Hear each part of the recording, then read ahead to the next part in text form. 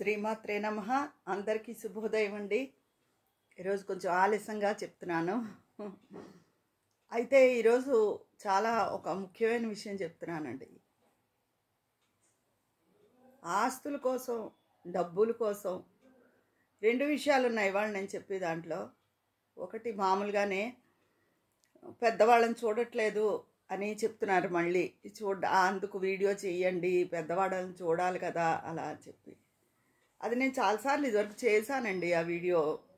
అయితే వాళ్ళు అడిగారు కాబట్టి మళ్ళీ చేస్తున్నాను. పెద్దవాళ్ళని చూడవలసిన చిన్నప్పుడు పిల్లల్ని ఎలా అయితే తల్లిదండ్రులు పెంచి పెద్ద చేస్తారో అలాగే వాళ్ళకి పెద్దవాళ్ళు అయ్యి వాళ్ళ ఒంట్లో ఓపిక తగ్గినప్పుడు ఆ పెద్దవాళ్ళకి మనం ఆసరాగా నిలబడ్డం ధర్మం, మానవత్వం ఉన్న ధర్మం. పిల్లలు చూడకపోతే ఎవరు చూస్తారు? చూడాలి కదా. పెద్దవాళ్ళు కూడా కొంచెం చాదస్తం తగ్గించుకుని ఆ పిల్లల దగ్గర అడ్జస్ట్ అయ్యి ఉండాలి. తల్లిదండ్రులను వదిలేస్తే చిన్నప్పుడు అంతా తల్లిదండ్రుల మీద ప్రేమ పెంచుకుని వాళ్ళు ముసలాళ్ళు అయ్యారు కదా అని వాళ్ళ మీద ప్రేమని పోగొట్టేసుకుని బాధ్యతగా ఫీల్ అవ్వకూడదండి. వాళ్ళు పెంచి పెద్ద చేస్తేనే కదా మనం ఇంత వాళ్ళం అవుతాము. చిన్నప్పుడు అల్లరి చేస్తారు, ఎన్నో విసిగిస్తారు, అవి కొనిపెట్టమంటారు, ఇవి కొనిపెట్టమంటారు, చదువుల్లోకి వచ్చాక మాట వినరు. వీటిలన్నిటినీ దాటుకుని వాళ్ళని ఒక స్థితికి తీసుకొస్తారు కదా. ఆ తీసుకొచ్చినప్పుడు అలాంటి వాళ్ళని పెద్ద అయ్యాక ఒక్కసారి వదిలేస్తే, అంటే భార్యాభర్త ఉన్నంతకాలం వాళ్ళు ఎలాగో లాగిస్తారు. అలా కాకుండా ఇద్దరిలో ఏ ఒక్కరో అయిపోయినప్పుడు, ఒంట్లో ఓపిక తగ్గినప్పుడు వాళ్ళని ప్రేమగా చూడాలండి. తర్వాత వాళ్ళు మన ఇంట్లో ఉన్నప్పుడు వాళ్ళకి ఏదైనా పెట్టినప్పుడు ఆపేక్షగా పెట్టాలి. అది కూతురు అల్లుడు అయినా సరే, కొడుకు కోడలు అయినా సరే. లేకపోతే ఆ తినే పదార్థం తినాలనిపించదు కదా, తినే అన్నం తినాలనిపించదు, తాగే కాఫీ తాగాలనిపించదు. ఒక నవ్వుతో వాళ్ళకి ఏది అవసరమో అంత వండి పెట్టి చూడాలి. అది నేను ఎప్పుడూ చెప్తాను. అది ఒక విషయం. ఇంకా అంతగా చూడకుండా వాళ్ళు మీకు ఇదిగా ఉంటే వ్యతిరేకంగా రకరకాల ఆశ్రమాలు వచ్చాయి, వాటికి కూడా అందులో ఉండేలా సిద్ధపడి ఉండాలి. అది కూడా నేను పెద్దవాళ్ళకి చెప్తున్నాను. అంటే పిల్లల దగ్గర ఉండాలి, వాళ్ళ మనవల్ని వాళ్ళని చూసుకుంటూ ఉండాలి అన్న ప్రేమ ఉంటుంది. అందుకని పిల్లలు అర్థం చేసుకుని పెద్దవాళ్ళని హక్కును చేర్చుకోవాలి, వదిలేయకూడదు. అది చాలా క్రూరత్వం కిందే వస్తుంది. అది తర్వాత డబ్బు కోసం సొంత వాళ్ళే హత్యలు చేసేసుకుంటున్నారండి. హత్యలంటే ఏదో గూండాలు సినిమాలో అలాగా ఏదో మాఫియా వాళ్ళు అలా చేసి అలాంటివి చూసి వాళ్ళం సొంత తోబుట్టువులే. మొన్న 2 రోజుల క్రితం చదివాను, 60 లక్షలో 70 లక్షలో వచ్చింట తండ్రి డబ్బు, 2 సోదరులు 1 సోదరిట. ఆ డబ్బు పంపకాల దగ్గర గొడవ వచ్చి అన్నదమ్ములు ఇద్దరు ఈ సోదరుని చంపేద్దాం అనుకున్నారట. మరి చెల్లెలో అక్కో తెలియదు.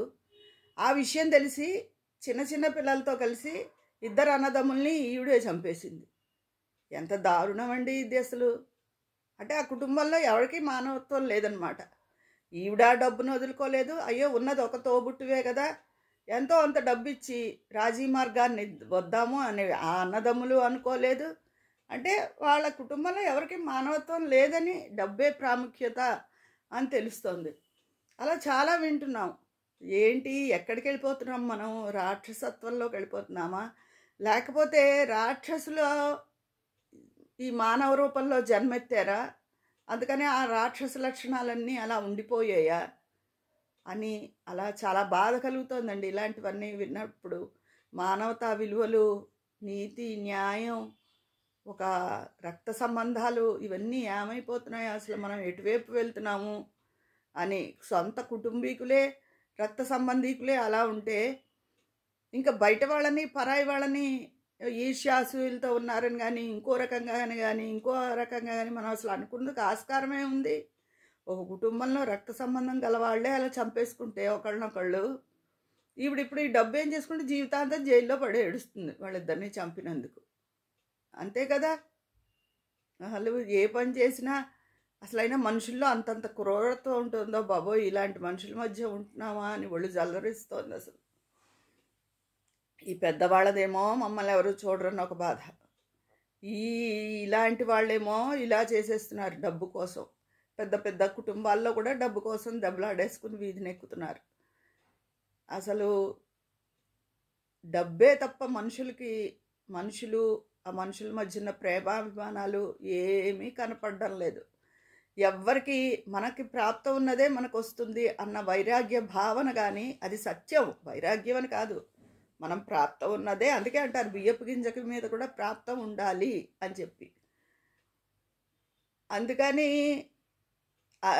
అందుకు మీకు ఒక ఉదాహరణ చెప్తాను నేను. ప్రాప్తం ఉండాలి అంటే, మా నాయనమ్మ గారు 78 ఏళ్ల వయసులో పొద్దున్న లేచి పూజ చేసుకున్నారు, వంట చేశారు. పూర్వం వాళ్ళు టిఫిన్లు అవి తినేవారు కాదు కదండి, మళ్ళు ఆచారాలు. వంట చేశారు. 11 అయ్యేటప్పుడు 10:30, 11ంటికి మా తాతగారు మా అమ్మగారు ఇద్దరు భోజనం చేసేవారు. ఆయనకి వడ్డించారు, ఇంక ఈవిడ తినాలి. ఈ లోపల సడన్గా ఆవిడకి హార్ట్ అటాక్ వచ్చి పోయారండి. మా మామగారు ఉన్నట్టుండి మనిషి కొంచెం నొప్పిగా ఉంది అని చెప్పి అంటే పక్క వాళ్ళు హాస్పిటల్ తీసుకెళ్ళారు, వెనక వీధిలోనే ఉంది. తీసుకెళ్ళితే ఎక్స్రే తీయాలి ఒకసారి అన్నారు. ఈ లోపల కరెంట్ లేదంటే సరే మళ్ళీ కాసేపు నాకు వస్తా అని చెప్పి రిక్షాలో ఇంటికి వచ్చేస్తుంటే ఇంటి గుమ్మం దగ్గరే రిక్షాలో ఆవిడ ప్రాణాలు వదిలేశారు. ఆవిడ వండుకున్న గిన్నెలు ఇంకా ఆవిడ తినవలసినవన్నీ అలా మూత పెట్టే ఉన్నాయి. తులసమ్మ దగ్గర గడ్డి చామంతి అని వచ్చి వింతంతుండి ఇవి చామంతి పూలు. అప్పుడు ఆవిడ పెట్టిన చామంతి పువ్వు అలాగే పచ్చగా ఉంది. తులసి కోటలో పెట్టిన పువ్వు ఆయనకి పెట్టారే కానీ ఈవిడ తినలేదు. అంటే ఆవిడకి రుణం అక్కడితో అయిపోయిందనమాట. ఆవిడకి ఇంకా ఆ వేళ భోంచేసే ఇది లేదు, ముందు రోజుతోనే రుణం అయిపోయింది. ఆ వేళ పొద్దున్న కాఫీ తాగారు, అంతే, అదే రుణం. అందుకని మనం రాసే ప్రతి బియ్యపు గింజ మీద మన పేరు రాసి ఉంటుంది అంటారు. అలాంటిది మనకి ఇంతే ప్రాప్తం అని అనుకోకుండా డబ్బు డబ్బు డబ్బు, తక్కువ వాళ్ళని లేదు, ఎక్కువ వాళ్ళని లేదు, పెద్ద పరువు ప్రతిష్టలు ఉన్న వాళ్ళని లేదు, పేరున్న ఏం లేదు, డబ్బు కోసం వీధికి ఎక్కుతున్నారు, కొట్టేసుకుంటున్నారు. ఇదిగో ఇప్పుడు ఈ హత్యలు చూస్తున్నాం. ఆ హత్యలు ఇద్దరు అన్నదమ్ములు ఆ సోదరి మధ్య హత్య వింటే నాకు అసలు ఏంటోగా అయిపోయింది. ఏంటిది అసలు, మనుషులు ఎక్కడికి వెళ్ళిపోతున్నారు? నేను చెప్పాక రాక్షసులు వాళ్ళు జన్మ తీసుకుని మానవ రూపంలో ఆ రాక్షస లక్షణాలతో జన్మించారేమో అనిపిస్తుంది అన్నమాట. అది చాలా బాధగా ఉందండి ఇలాంటి పరిణామాలన్నీ వింటుంటే చూస్తుంటే. అసలు ఇంకా ముందు ముందు మన వరకు ఏదో ఈ రోజులు ఈపాటిగానే ఉన్నాయి, ఇంకా చిన్నపిల్లలు వాళ్ళు ఎదిగేటప్పటికి ఇంకా ఎలా ఉంటాయి రోజులు అని ఈ భవిష్యత్ తరాల వాళ్ళని తలుచుకుని చాలా బాధ అనిపించేస్తుందండి. మన పిల్లలు, మనవలు, ముని మనవలు వీళ్ళంతా ముందు తరాల వాళ్ళే కదా, వాళ్ళంతా ఎలా ఉంటారు, అప్పటికి ఇంకా ఎలా ఉంటాయి రోజులు, వాతావరణ కాలుష్యం ఎలా ఉంటుంది అని చెప్పి. కానీ అంతకన్నా మనం ఏం చేయలేం కదా, ఇలాంటివన్నీ చూస్తూ బాధపడడం. ఆ భగవంతుడిని, ఆ అనంతమైన విశ్వాన్ని అన్నీ సరిగ్గా ఉండాలి, అన్ని పరిస్థితులు బాగుండాలి, అందరూ బాగుండాలి అని ప్రార్థించడం. ఎప్పుడూ ఎవరికి వాళ్ళు వాళ్ళ కోరికల కోసమే ప్రార్థించకూడదండి. ఎప్పుడు ఆ అనంత విశ్వాన్ని ఆకాశంలో నుంచుని పైకి ఆకాశాన్ని చూస్తూ దండం పెట్టుకుంటూ అందరూ, నేను ఇదివరకోసారి చెప్పాను భావ కాలుష్యం అని, చెడ్డ వాతావరణ కాలుష్యంలాగే ఈ కార్లు బళ్ళు వీటి వల్ల ఎలా పొల్యూషన్ ఉంటుందో మనసులోని భావాలన్నిటినీ, ప్రతి మనిషి భావాల్ని ఆ విశ్వం గ్రహిస్తుంది. వాటి నిండా కలుషితమైనప్పుడు ఆ కలుషితమే మనుషుల్లో మిగులుతుంది. అందుకని ప్రతి వాళ్ళు ఒక మాట ఆకాశంలోకి చూసి అందరు మనసులు బాగుండాలి, అందరు మనుషులు బాగుండాలి, మన భరతమాత బాగుండాలి, మన దేశం బాగుండాలి అని రోజు దండం పెట్టుకోవాలండి. అంతా దేశము అంతా బాగుంటేనే, మనుషులు బాగుంటేనే మనము బాగుంటాం. అంతేగాని మన దగ్గర ఏదో ఇంత డబ్బు ఉన్నంత మాత్రాన మనం ఏం బాగుండం. మన ఇరుగు వాళ్ళు, పొరుగు వాళ్ళు, మన దేశం, రాష్ట్రం, మన ఊరు ప్రజలు అందరూ బాగున్నప్పుడే వాళ్ళలో మనం ఉన్నాం, మనము బాగుంటాం.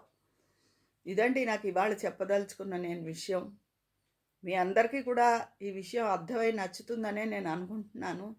మీరు అందరూ కూడా రోజు దైవ పూజతో పాటు ఒక్క మాట సూర్యుడికి ఎలా నమస్కరించుకుంటారో ఆ విశ్వానికి నమస్కరించుకుని అందరి మనసులు స్వచ్ఛంగా ఉండాలి, అందరూ బాగుండాలి, అందరి కోసం మేమెందుకు దండం పెట్టుకోవాలని అనుకోకుండా నేను చెప్పిన మాటల్లోని పరమార్థాన్ని గ్రహించి అందరూ ఆ విధంగా కనీసం మన ఛానల్ వాళ్ళందరూ అలా చేస్తారని ఆశిస్తున్నాను. మీ అభిప్రాయాలను కామెంట్ బాక్స్లో తెలియజేయండి. మళ్ళీ నేను నా ఒపీనియన్ చెప్తాను. ఉంటాను మరి. మీ స్నేహితురాలు విజయ పన్నాల.